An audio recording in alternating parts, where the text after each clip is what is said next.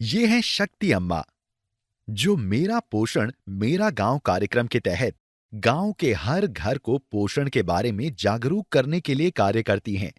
ये कार्यक्रम Hindustan Unilever limited HUL के सामाजिक पहल शक्ति और प्रभात द्वारा कई गांवों में चलाया जा रहा है।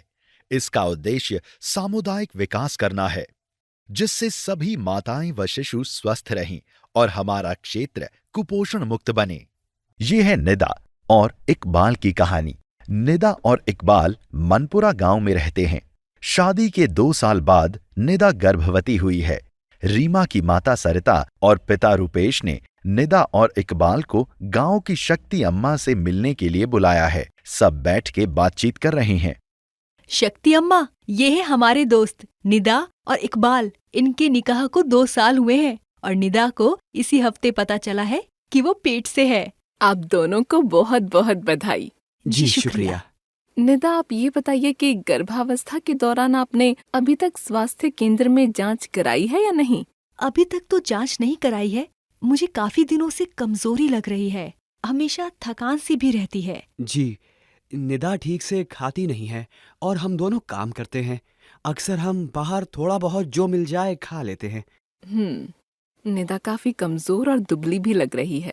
देखिए, निदा को जो भी दिक्कतें हो रही हैं, उनका कारण भी आपकी ही बात में छुपा है। आपने कहा निदा और आप दोनों ही ठीक से खाना नहीं खाते। शायद यही कारण है कि निदा को कमजोरी और थकान हो रही है। निदा में एनीमिया यानी खून की कमी के लक्षण भी दिख रहे हैं। इसीलिए प्रसव पूर्व जांच जरूरी है, पर जांच के साथ सही पोषण भी जरूरी है, ताकि माँ और बच्चा दोनों स्वस्थ रहें। दीदी, अगर निदा ठीक से नहीं खाएगी तो क्या बच्चे पर भी असर होगा? हाँ बिल्कुल, बच्चे को गर्भ में सारा पोषण माँ से ही तो मिलता है। जो माँ खाएगी वो बच्चे को भी लगेगा। देखिए, खाने में पोषक तत्व होते हैं जो हम सभी के लिए जरूरी होते हैं। पोषक तत्वों से हमें काम करने की ताकत मिलती है और हमारे शरीर का विकास होता है। और पोषक तत्व हमें बीमारी से भी बचाते हैं। इसलिए हमें संतुलित आहार खाना चाहिए, जिससे हमें सारे पोषक तत्व सही मात्रा में मिलते रहें। वाह, बहुत अच्छे।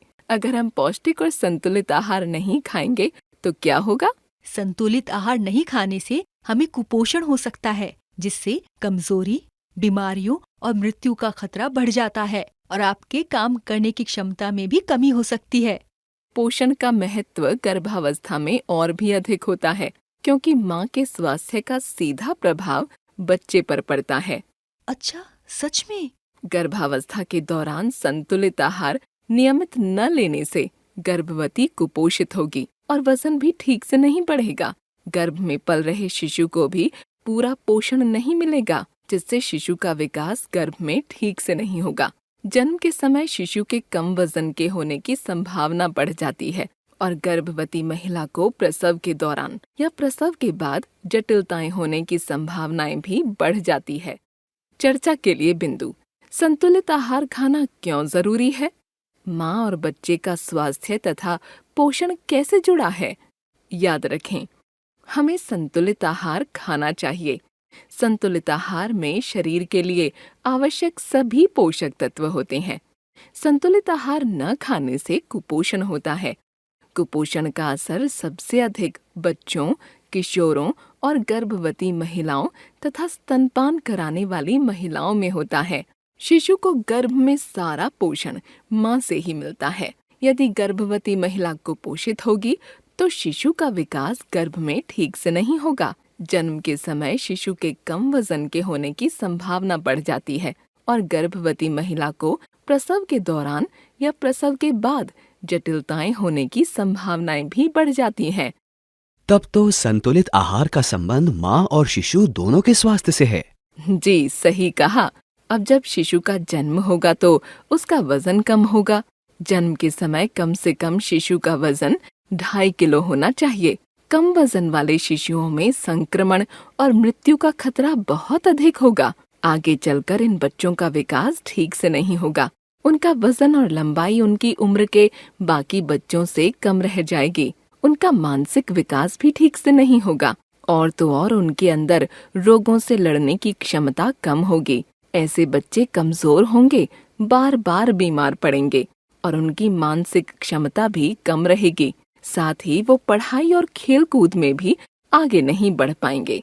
ओह, मतलब उनके आगे के जीवन पर भी कुपोषण का प्रभाव पड़ेगा? बिल्कुल। अब यही बच्चे जब किशोर किशोरी बनेंगे तब उनमें एनीमिया और संक्रमण का खतरा बढ़ जाएगा। फिर जब यह किशोरियां बड़ी होकर महिला बनेंगी और गर्भवती होंगी तो फिर कमजोर शिशु को जन्म देंगी। इस प्रकार ये कुपोषण चक्र चलता जाएगा। ये कुपोषण चक्र तभी टूटेगा जब निदा आपके जैसी गर्भवती महिलाएं अपने खान पान का ध्यान रखेंगी। जी दीदी, मैं इस चक्र को जरूर तोड़ूंगी। अब मैं अपने खाने पर ध्यान दूंगी। निदा के रोज के खाने में इन 5 समूहों में से खाने की चीजें होनी चाहिए। ये समूह हैं अनाज जैसे गेहूं, चावल और मोटे अनाज जैसे जौ, बाजरा, मक्का, दालें, सब्जियां और फल, दूध और दूध से बने पदार्थ, यदि मांसाहारी हैं तो अंडा, मांस और मछली, तेल, वसा, सूखे मेवे और तिलहन। कुछ महिलाओं को दूध पीना पसंद नहीं होता। उनको पनीर, दही, खीर अच्छे से खाना चाहिए। बिल्कुल, और गर्भावस्था में पोषक तत्वों की आवश्यकता भी बढ़ जाती है। निदा, आप काम पर खाने के लिए हरी सब्जियां, दही, दाल और रोटी जरूर लेकर जाया करो। साथ ही मौसमी फल, अंकुरित दालें भी लेकर जाया करो। निदा, अब बनना है स्वस्थ और खाना है संतुलित आहार ताकि कुपोषण की हो पूरी तरह से हार। चर्चा के लिए बिंदु: जन्म के समय शिशु का वजन कितना होना चाहिए? जन्म के समय कम वजन के शिशु को आगे चलकर क्या परेशानियां हो सकती हैं?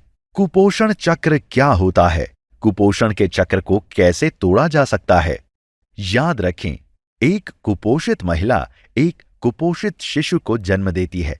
कुपोषित शिशुओं में बीमारी और मृत्यु का खतरा अधिक होता है।